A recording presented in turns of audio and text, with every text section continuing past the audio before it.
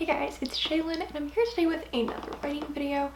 Today's topic is one I'm really excited about because it's a topic that is quite close to my heart because I'm going to be talking about how I wrote my collection. I've been working on a short story collection for the past 4 years.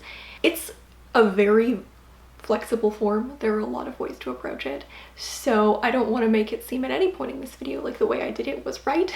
So I'm kind of just going to take you through the story and the process for my collection. Obviously, it's a pretty long process because I started in 2016. This is kind of the condensed version. I definitely see this collection as the book that taught me how to write more than anything else. It was by far the most important book for my personal development as a writer. I genuinely feel like I didn't really know how to write until I wrote this book. I've broken it up into 7 steps. These are not like the 7 steps that you need to take. They're kind of just like the 7 stages along the way from me when I was writing my collection and how it evolved. It was a pretty organic process. There were a lot of things I wasn't really anticipating, and I kind of just took the process as it went along because I didn't really know what I was doing, but that's okay. I started this collection quite simply because I was doing a degree in writing. If I hadn't studied writing in university, I don't know if I even would have ever started writing short stories. Going into my degree, I had no interest in short fiction at all. I didn't read it, I didn't write it. I had written a few short stories. When I was around 13 and 14, I would write like flash fiction, but it wasn't something I was passionate about. I didn't think I would ever really pursue it in any professional or serious capacity. Coming into my writing degree, genuinely, I only wanted to write novels. That was all I cared about. It was all I was interested in. I saw myself as a novelist. I didn't really want to write short fiction. So this whole collection kind of begins to take shape in my second year of university when I was in my first fiction class and we had our first assignment to write a short story. And I had written like a couple shorter fiction pieces in my program up until that point, but none of them that I liked. At this point, I definitely was not thinking about writing a collection. It was not on my radar. So the first story I ever wrote for my collection is called Melting Point. Along the way, there have been many stories that I thought would go in the book and ended up removing, but Melting Point was the first story I wrote, and I do still intend for it to go in the book. So that one has lasted the test of time, and I started working on that in October 2016. I think it took me about a month to write the first draft. It was only around 3,500 words. I was also writing a novel at the same time, just as a personal project, not for school. I do remember thinking that writing an entire novel felt easier than writing this one stupid short story. So it was difficult to write, but I did like what I produced, and it was the first time in my whole degree at that point that I'd written something that I genuinely liked. I'd been really struggling at that point to write things that just sounded like me. It's like I couldn't write in my own style when I was writing something for school, and I didn't know what was causing that, and it was kind of scary. Like, it was like I couldn't tap into my own writing.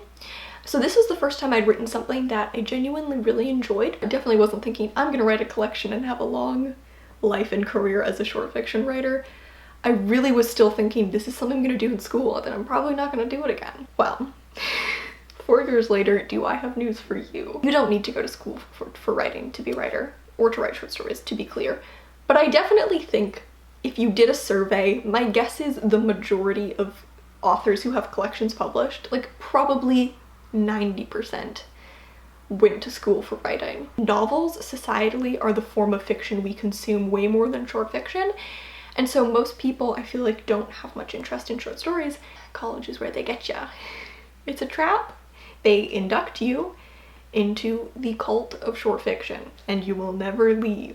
Kind of at the beginning of 2017, January and February, I wrote my next 2 stories, one of which, Dramatis Personae, ended up not going in the collection, and the other, Symbiosis, which I do believe is going to be in the collection. Writing Symbiosis was a big game changer for me. Right now, I don't really like the draft that I wrote. I think I need to rewrite it. But at the time, that story was super instrumental for me. Writing that story, something clicked. I don't know, the clouds parted, the sun came out, choir of angels descended from heavens. I don't know, it's like there was some kind of special magic to that story in that I understood my writing style in a way I had never really felt it before. Like, I really saw my style emerging onto the page. And so that story was very instrumental for me as a writer, but also for the collection. I kind of feel like in many ways that story is the story that set the tone for my collection as it would later emerge in that it had this like lush, dreamy, hazy, fairy tale-esque kind of feel. I had never really considered myself someone who wrote in like a folkloric or like fairy tale kind of style, but it emerged in this piece and then it literally became like what I was known for in my department. That and killing characters in every story. Those were my two claims to fame. So around the same time that I was writing Symbiosis, I don't know exactly when on the timeline this was, it's when I decided to start writing a collection. But I believe it was in like February of 2017, which is when I was drafting Symbiosis, but I don't know exactly how these events line up. I was in a philosophy class, so it was a really boring class, but one day the professor was talking about Pareidolia, which is where people find like patterns or meaning or relevance in random stimuli. I remember thinking this would be a great title for a short story. Just a short story, just one story. I was naive. The more I thought about it, the more I felt that that concept applied in really interesting ways to all three of the stories I had written up until that point. I really felt like it was, without intention obviously, this little through line through all my stories. And that's when I kind of decided to maybe write the collection. I was like, you know what, I'm writing these short stories. Unexpectedly, I'm really enjoying writing short fiction, which Symbiosis was like the key there because it was the story that I really enjoyed writing. And I think I have a title. From that point on, from around February of 2017, I was consciously working towards a collection. It wasn't something I was expecting to like, but it's something I'm so grateful for because it might even be my favorite form. Like, I might even enjoy writing short fiction more than novels now at this point. Maybe talk to me when I'm not editing a novel. I feel like most people that I know who write collections the way I do, which is a common way. Okay, backtrack a little. I feel like there are basically two main methods to write a collection. It's kind of not cut and dry, you could do a bit of both, but I feel like generally people are either going to write stories kind of as they go one at a time without planning them beforehand, basically discovery writing, or the other way to do it would be to plan out all the stories in advance and maybe tailor your collection more around a singular topic. However, I had a title for mine. Most people I don't think did. A title in a collection is incredibly hard. We'll get to that later when we start talking about my second collection. I feel like I just lucked out and that I found this term early on that was very applicable. For me, I know a lot of people title their collections after one of the stories in the book. I think for the style of collection I write, I prefer not to do that because the collections I write are so varied intentionally. It would be hard for me, in my opinion, to pick one title of an individual story that also speaks to the whole on a deep enough and meaningful enough level. I like having a separate title. You know, it doesn't call attention to one specific story.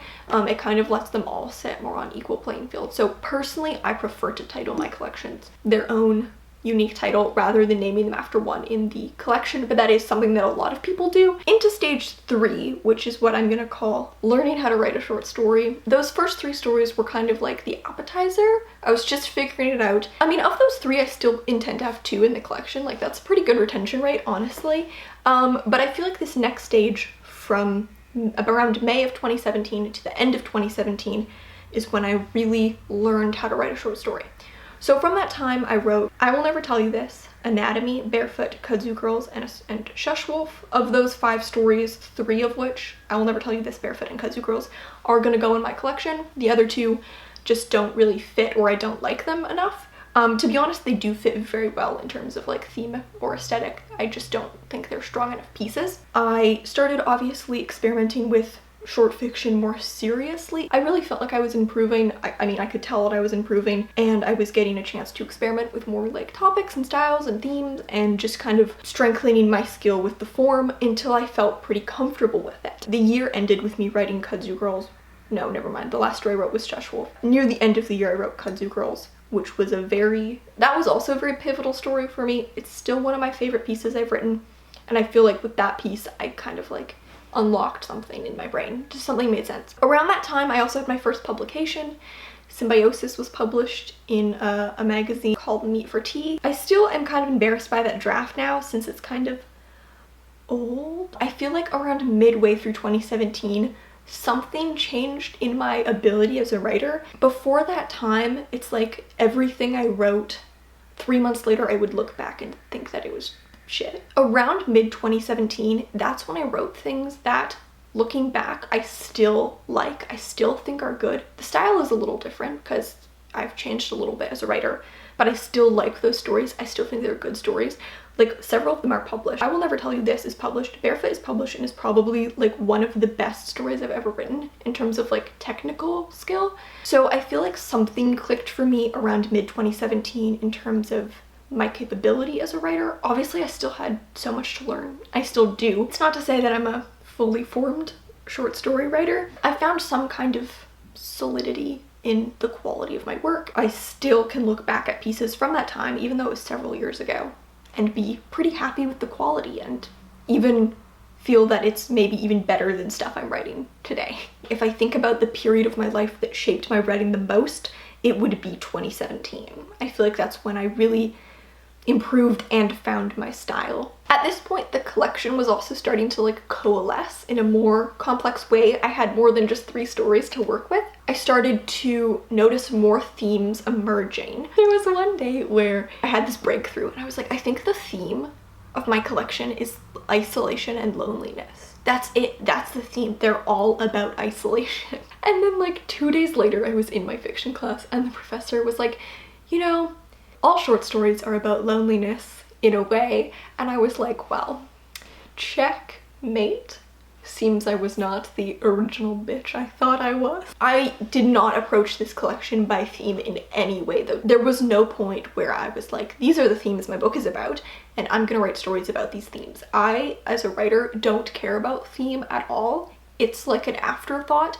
For me, theme is like, when I notice it in my work, I'm like, oh cool, that's the theme. It's never something I approach with intention. So I didn't have themes that I was trying to explore at all. I was getting a solid vision for what I wanted my collection to be like. So I didn't have any themes or topics I wanted to base the collection around, right? Like, you have collections that are based around very specific themes or topics. I don't know if I would be capable of writing a collection like that because I feel like my ideas are very all over the place. The collection I was going for was more eclectic, and my vision for the collection was that I wanted it to feel kind of like eclectic but also unified. So I wanted every story to be very distinct from the others. Sometimes I read a collection and the stories are all so similar tonally or aesthetically or formally that I get to the end and I don't remember any individual story. I really enjoy collections where every story feels very distinct. Like, I wanted every story to feel like it had a very specific aesthetic and feel, so I wanted a really wide range of basically all elements. Like, I wanted a range of like structures and lengths,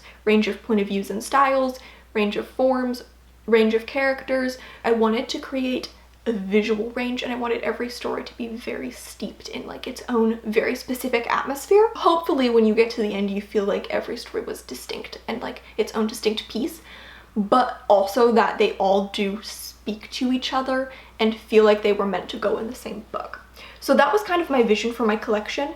You know, I had like definitely stylistic notes that were kind of running through, but I was never working around a specific theme. Those just kind of emerged naturally. I feel like it would be hard for them not to. Although if I'm being honest, I don't think the themes that emerge are themes unique to this collection. I think they're probably just themes that appear a lot in my writing. I do have a like summary that I've written for this book where I think I mentioned some of the themes. This is like the last paragraph of it. This is kind of what has coalesced over the many years of writing this book in terms of theme and topic, but I think as you can see, it's not like the book was meant to be based around anything specific. The characters in these stories want things they shouldn't want, love people they shouldn't love, and do things they shouldn't do. Their desires twist their perceptions, which twists their realities. Pareidolia is a dive into desperation, panic, isolation, obsession, the desire to hurt others, and the desire to be hurt ourselves. So it's not exactly like a feel-good fun fest full of happiness, love, romance, and joy. It may in fact be the opposite of that. So moving into the next step, which is basically just all of 2018. So over 2018, I wrote quite a number of stories. The Lamb, which is the worst story I have ever written in my life. It's genuinely so bad. It's never going in any book ever. Peon in Space, which is going in Pareidolia. Wishbone, which is going in Pareidolia. Bone Cathedral, which I intend to put in my next collection, and Hold Me Under Till I See the Light, which is going in Pareidolia and is probably my favorite story I've ever written. That was the last thing I wrote in 2018. It kind of was the end of the first draft. I wrote that story at the very end of 2018. It wasn't the 12th story I'd written, but it would be like at that point 12 stories in the book, maybe. It put me at 60,000 words. I don't know. I had like a loose goal of the collection being 12 stories at around 60,000 words. Obviously that's flexible. A collection doesn't need 12 stories. They can have more or less than that. It doesn't need to be 60,000 words. That was just like something I was ballparking for. So I think that that put me at either 12 stories or 60,000 words. And so I ended 2018 kind of feeling like I had a first draft. Obviously, like any first draft, it was prone to drastic changes. I think over the course of 2018, as I wrote more, it became more and more clear certain stories did not fit in the collection. I started to kind of snay and cut ones that I didn't like as much. Some I just didn't think were good enough, honestly. Like, there are stories that I've written that I think thematically, tonally, aesthetically fit the book. Anatomy is a great example. I wrote this story called Anatomy early on in my short fiction journey in early 2017. It's a cool story, but it's just not good enough. I definitely want them to all be as strong as possible. I was starting to feel more confident with my skill and my vision for the book, which leads us to step 5, which is starting to publish and kind of reaching an endpoint for the collection. So I published I Will Never Tell You This in May of 2019. That was obviously like a big step for me. I'd had one piece published before, like I talked about. Obviously, I was still so far from the collection being at the point where I would have enough pieces to publish it, but this was kind of the beginning of that all, so that was extremely exciting. Over the course of that year, I wrote a couple more stories to patch out the collection, but it was basically done. Obviously, there were some where it was more of like a switch out at this point, like I would write a story and get rid of one. I didn't really know exactly which stories would go in the book, but it was starting to solidify. A few times throughout this year, I definitely, more than a few times, like all the time, I tried to order the collection, but I was so indecisive and I could never decide which stories I wanted in the book, what order they would be in. I had like 8 million different options for this, and it was just very hard to make that decision. Yeah, I wrote a couple more stories to flesh it out. Solarium, Beautiful Animal, Train Jane in the Garden of Eden. I wrote some other stories that year that aren't going in the book. I could see the end point of the collection, but it was also so amorphous that I didn't really know what to do with it, which leads us to step 6. Lots of publications, and also, is this book done? Something happened this year, which is I published 6 stories, which I was not expecting. So I had been thinking, hey, it seems like I'm publishing stories at a rate of 1 or 2 a year, which means I won't be ready to publish this for ages. But then something happened in 2020. The stars aligned, the acceptances just happened. I don't know what was going on, but I published 6 stories this year. Barefoot, Solarium, Wishbone, Train Jane in the Garden of Eden, Beautiful Animal, which is forthcoming, and Hold Me Under Till I See Light, which just came out recently in the New Quarterly. And I also wrote kind of the last story that's going to go in the book, called Darling, I Fear for You, back in January, and that's the last time I wrote a story that I intend to go in this book. Everything I've written since then I think is going to go in my next collection. So at this point, I had enough stories published to start thinking about publishing the collection. I had enough stories written that I could start thinking about a second collection. An unanticipated problem had arisen. When I first started writing this book, I was so new to short fiction that every story felt really hard to write. Like, it would take me about a month to draft a story. It took so much effort. Oh my goodness. It was a process of pain and a labor of love. And I had heard stories of writers who say that like their collection was assembled from like 40 or 50 or 30 or whatever stories they'd written, and they picked the best ones. And I was like, well, that's not going to be me, because I can't anticipate writing 30 stories to even choose from. I feel like it's more going to be a case of I write 12 or 15 and pick the best 12. I really didn't think an excess of stories would be my problem. Obviously, I wanted to pick the best. They usually say that you should put your best stories first and last.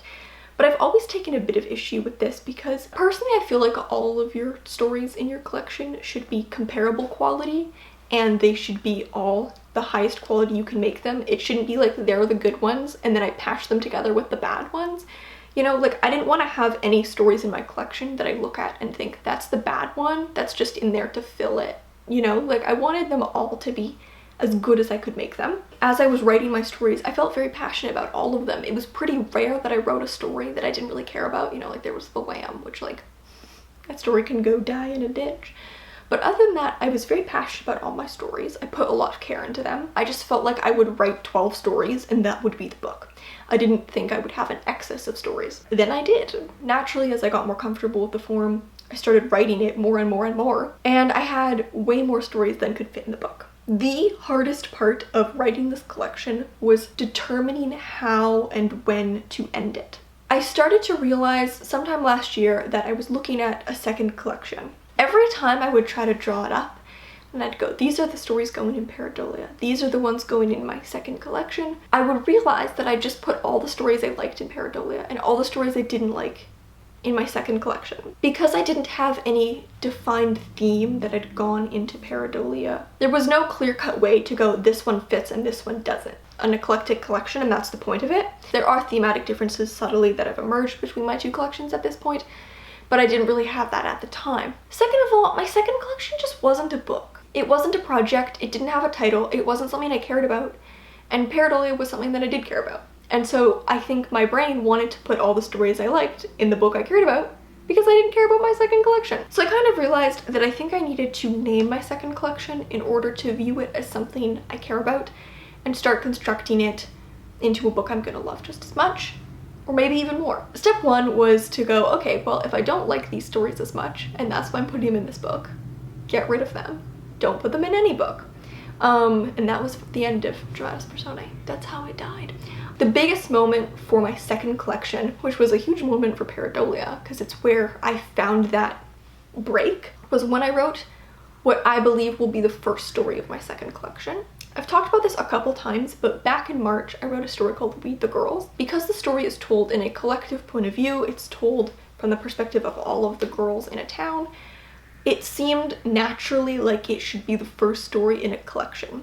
But I already know what I want the first story in Pareidolia to be, and I don't think We the Girls, it didn't feel like the first story of Pareidolia. So I realized that it was the perfect springboard to build my second collection from. It was just calling to be the first story in a collection. Like, I feel like this story could only ever be the first story in a collection, or maybe the last one. It could never go in the middle. It wouldn't make sense. It is the first story, and I liked that story a lot. And so that's when I kind of said, okay, I have a starting point. This is my cornerstone. Just like I had cornerstone stories that informed Pareidolia, this can be my cornerstone story that begins to inform my second collection. Once I titled my second collection, I felt like I could see it as its own book, and I could really draw that line and put the stories where they need to go. So my second collection, I titled it Forgive Me, I'm on Fire.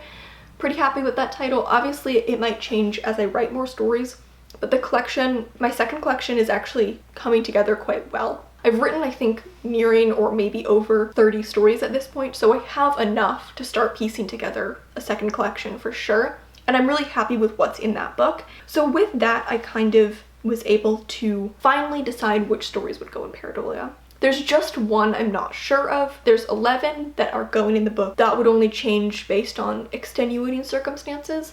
And then there's one story that I'm not sure. It could maybe go in either.